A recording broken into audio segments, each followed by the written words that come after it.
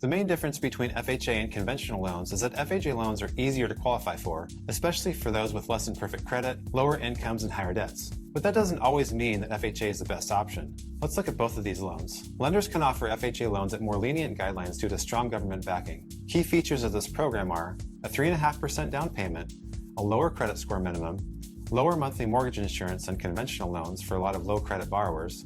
It works alongside many down payment assistance programs, and it's lenient about the amount of debt you can have.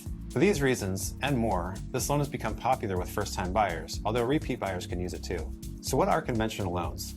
These are loans that are not insured by the government. Lenders have to take on the risk, and as such, guidelines tend to be a little bit more strict.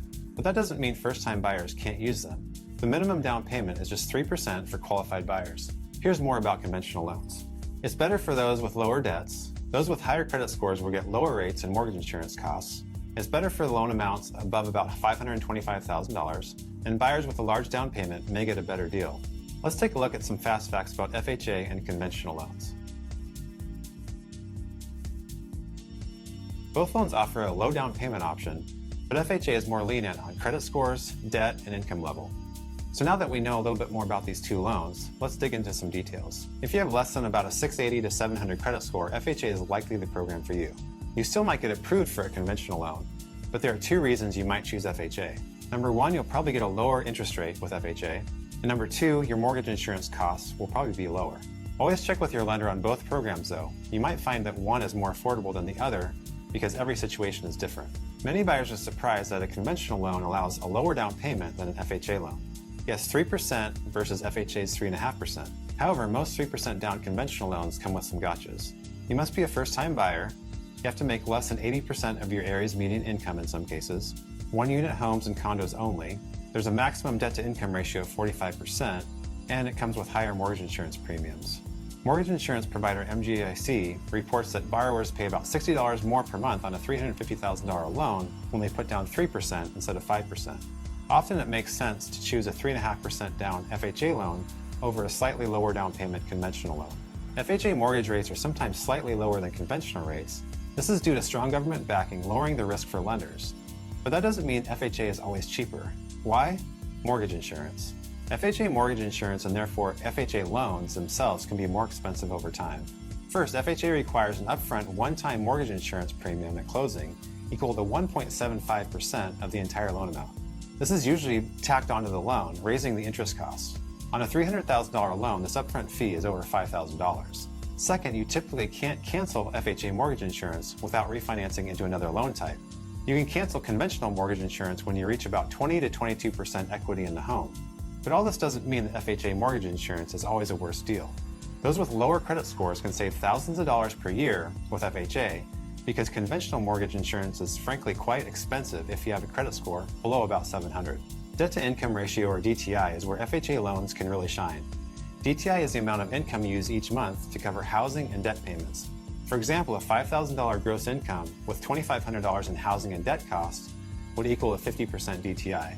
Conventional loans max out at about 50%, although some people will only qualify with about a 40 to 45% DTI. FHA loans, though, go up to nearly 57% DTI with other strong factors in the file. That's why those with lower incomes compared to their debts often choose FHA. Both FHA and conventional loans require 2 years of work history in the same line of work or related education. FHA is a bit more lenient when it comes to employment gaps if you have a solid explanation for your work history. If you need a bigger loan amount, conventional is the way to go. For 2025, conventional loan limits are $806,500 for most of the country, with higher limits in expensive areas and for homes with more than one unit. FHA loans max out at about $525,000 for 2025, but also allow for larger loans in high-cost areas. If the home has some deficiencies, you might try a conventional loan if possible. Conventional appraisals aren't quite as picky, but some homes won't pass the conventional or FHA appraisal process. If the seller is not willing to fix the issues, you'll have to move on to another home or choose a renovation loan to address the problems and bring the home up to standards. With an FHA loan, you have to live in the property as your primary residence.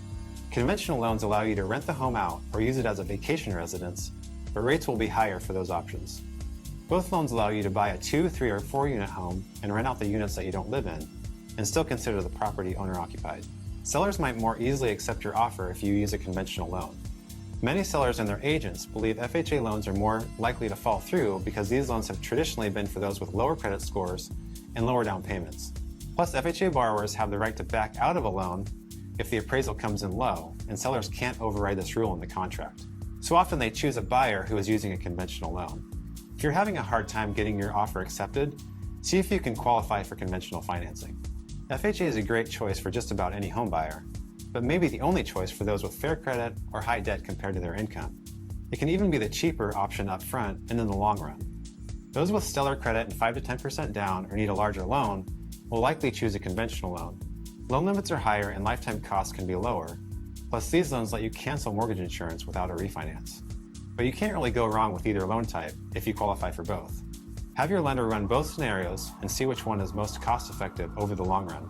Each person's scenario will be different due to varying credit scores, down payment levels, and debts. If you have more questions about FHA and conventional loans, visit mortgageresearch.com.